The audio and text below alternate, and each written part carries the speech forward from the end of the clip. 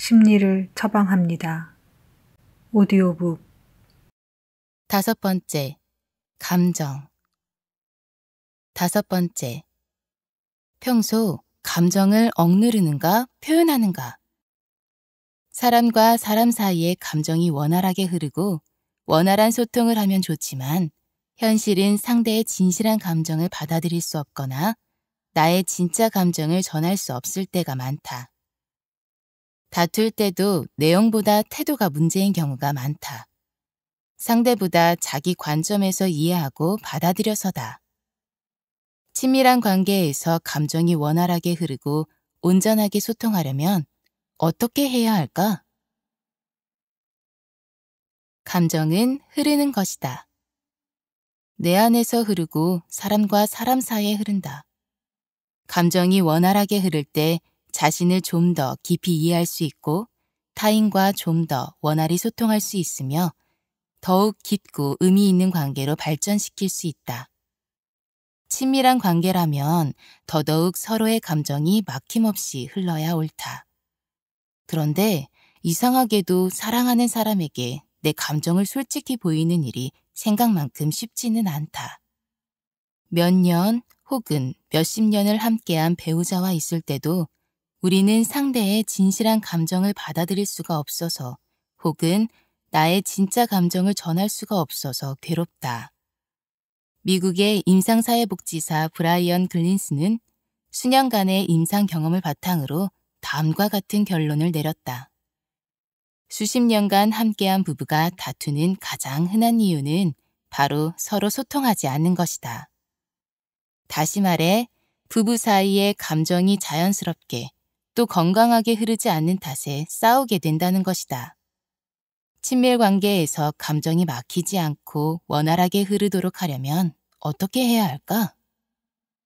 브라이언 글리슨에 따르면 무엇보다도 유창한 감정 표현을 할 수 있어야 한다.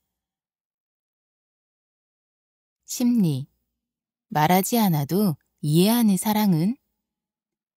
유창한 감정 표현이란 정서적 언어를 써서 자신의 감정과 내적 상태를 표현하고 전달하는 것을 말한다.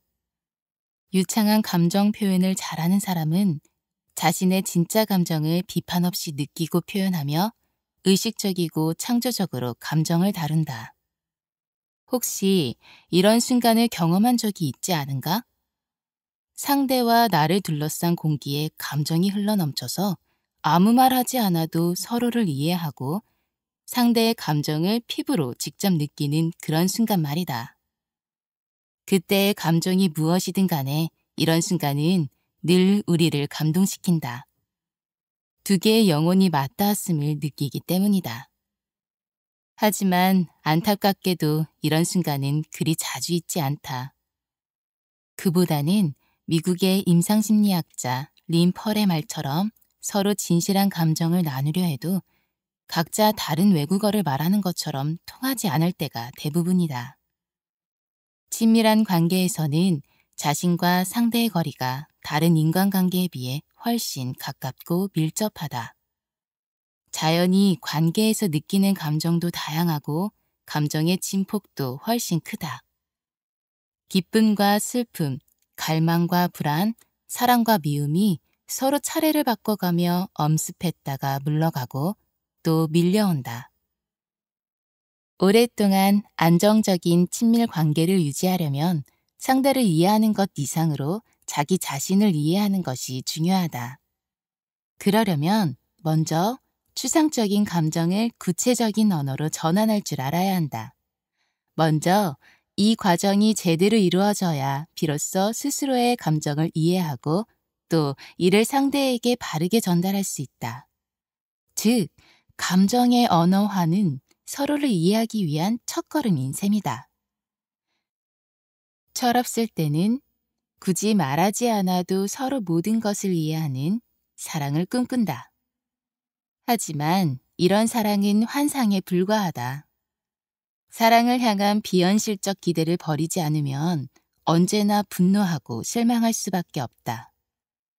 상대의 외적 행동만 보는 커플은 쉽게 분노하고 실망하며 상대를 비난하기 일쑤다. 그러나 일단 서로의 내면에서 무슨 일이 일어나고 있는지 이해하고 느끼면 상대를 향한 사랑이 훨씬 더 깊어진다. 자신의 감정을 유창하게 표현하는 것은 아동기와 청소년 시기에 반드시 배우고 익혀야 할 중요한 인지과제다. 우리는 성장하면서 사랑, 미움, 기쁨, 분노 등 사회가 감정에 붙인 이름들을 배우고 자기 내면의 감정을 분별하는 법을 배우며 감정을 언어로 표현하는 법을 배운다. 처음에는 자신이 느끼는 감정의 10,000,000도 표현하지 못하며 사용하는 단어나 문장 역시 모호하고 불분명하며 짧고 두루뭉술하다. 하지만 자기 내면의 다층적인 감정을 좀 더 정확하게 포착할수록 사용하는 언어도 점차 풍부하고 명료해진다. 감정을 정확하게 표현하는 능력은 실행 능력에도 적지 않은 영향을 준다. 여기서 실행 능력은 목표를 정하고 계획을 세우며 이를 실행하여 마침내 목표를 달성하는 것을 말한다. 관련 연구에 따르면 자신의 감정을 잘 표현할 줄 아는 사람은 그렇지 않은 사람에 비해 월등한 실행 능력을 보였다. 임상사회복지사 브라이언 글린스는 가정에서든 학교에서든 정서적 언어를 이용해 감정을 나누는 법을 배우지 못한 것이 문제라고 지적했다. 그 탓에 자신의 감정을 표현할 줄도 타인의 감정을 받아들이고 이해할 줄도 모른다는 것이다. 유창한 감정 표현이 잘 안 된다고? 유창한 감정 표현을 방해하는 장애물로 먼저 사회적 요인을 꼽을 수 있다. 사회 문화적 분위기가 자신의 감정, 특히 나약함, 좌절, 분노 등 좋지 않은 감정을 인정하고 표현하는 일을 권장하지 않는 것이다. 이런 분위기에서 개인은 자신의 감정을 긍정하기보다는 부인하는 법을 먼저 배운다. 더욱이 남성은 감정을 드러내는 일이 거의 금기시되기 때문에 감정 표현만큼은 확실히 열세다. 특히 한국 사회는 남성에게 강한 의지력과 인내심, 강인함을 요구한다. 심지어 아이라도 마찬가지다. 어른들은 남자아이에게 사내애가 울면 고추 떨어진다는 식의 우스개 섞인 위협을 종종 하는데 이것만 봐도 남성의 감정 표현을 억압하는 정서가 얼마나 뿌리 깊은지 알 수 있다. 그렇다 보니 남성이 자신의 감정을 솔직히 느끼고 표현하면 어김없이 조롱과 비난, 업신여김을 받는다. 혹은 나약하다, 소심하다, 심지어 여자 같다는 꼬리표까지 따라붙는다.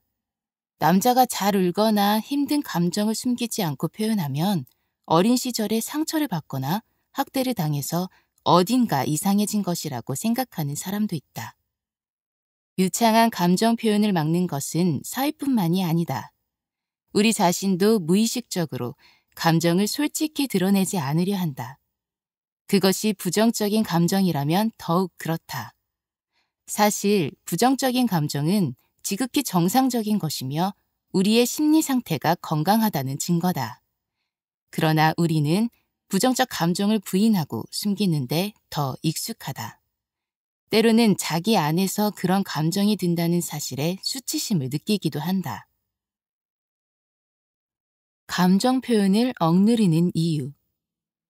우리가 감정 표현을 억누르는 이유를 구체적으로 살펴보면 다음 3가지가 대표적이다. 첫째, 솔직한 감정 표현은 나약하다고 생각한다.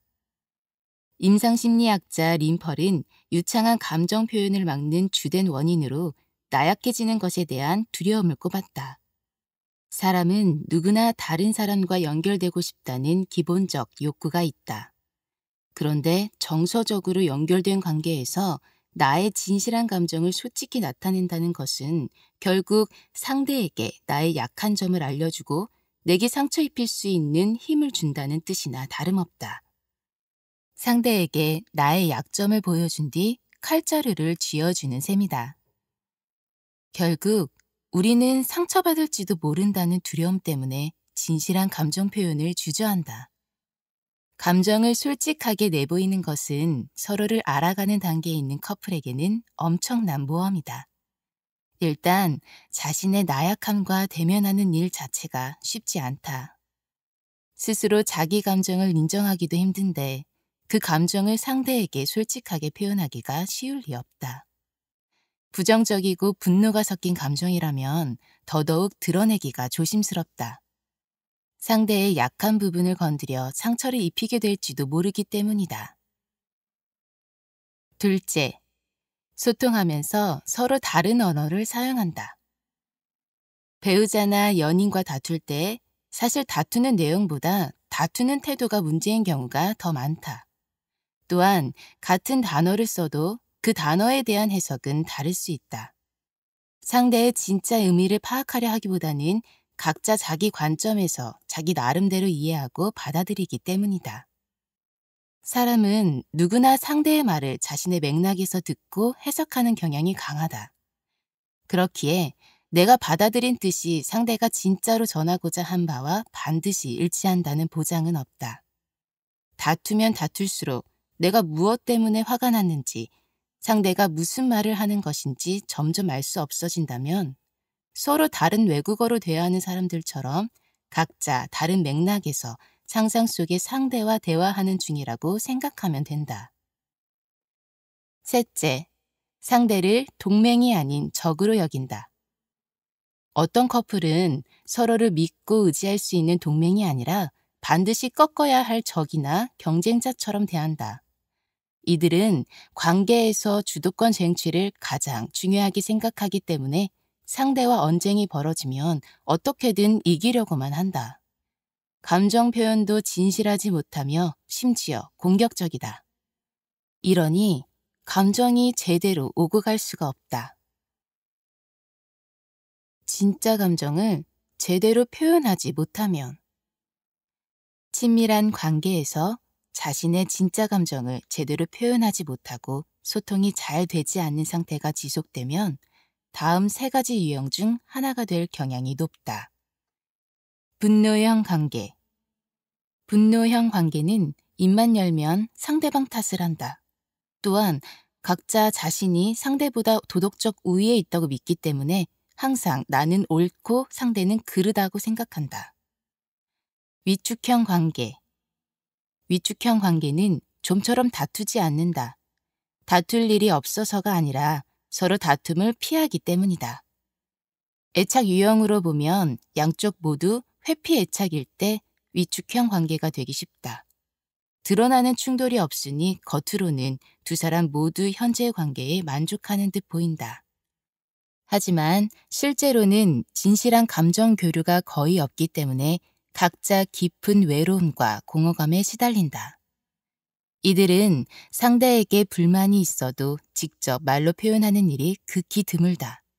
그 대신 상대의 눈길을 피하거나 오랫동안 대화를 거부하는 등 행동에서 부정적 감정이 배어난다.